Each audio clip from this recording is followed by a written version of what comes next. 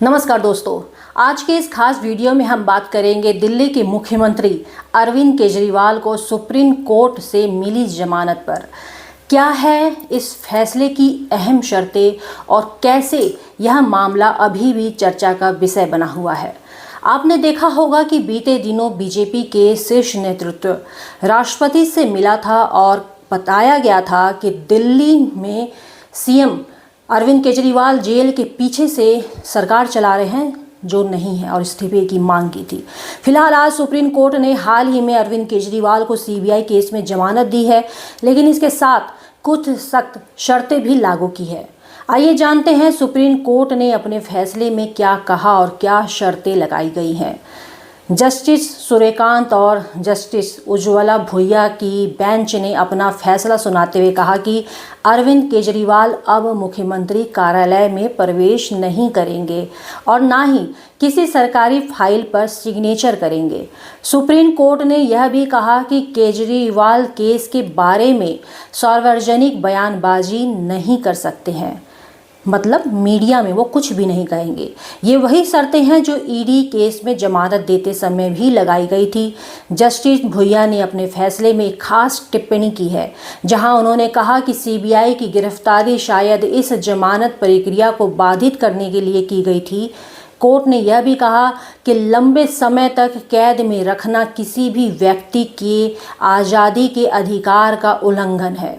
अरविंद केजरीवाल को कोर्ट के आदेशानुसार 10 लाख रुपए का बेल बॉन्ड भरना होगा।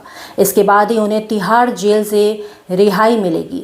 अरविंद केजरीवाल को इस मामले से जुड़े ईडी केस में पहले ही जमानत मिल गई थी, लेकिन इसके बाद उनको सीबीआई ने गिरफ्तार कर लिया था। केजरीवाल ने अपनी याचिका में सीबीआई के द्वारा अपनी गिरफ्तारी को भी चुनौती दी थी।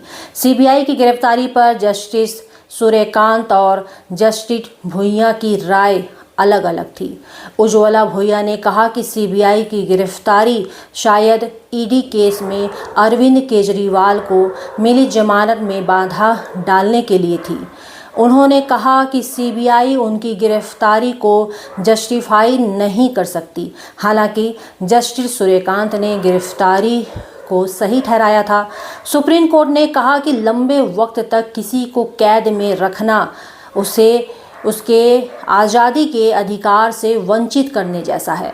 तो दोस्तों, आखिर आज अरविंद केजरीवाल को जेल से रिहाई मिल गई है, वो अब बाहर आ जाएंगे, लेकिन एक बात देखना होगा कि बतौर मुख्यमंत्री वह किसी फाइल पर सिग्नेचर नहीं करेंगे, मुख्यमंत्री ऑफिस नहीं जाएंगे और इस केस से जुड़ी किसी भी मामले को लेकर अपनी बयानबाजी नहीं करेंगे। तो यह शर्तें अरविंद केजरीवाल पर लगाई गई हैं।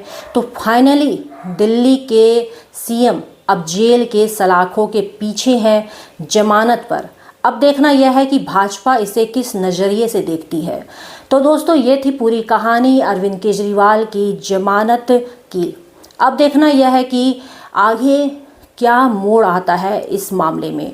आप क्या सोचते हैं इस फैसले के बारे में, हमें कमेंट्स में ज़रूर बताएं। वीडियो को लाइक करें, चैनल को सब्सक्राइब करें और ज़्यादा से ज़्यादा शेयर करें और ऐसे ही ताज़ा अपडेट्स के लिए जुड़े रहें हमारे साथ।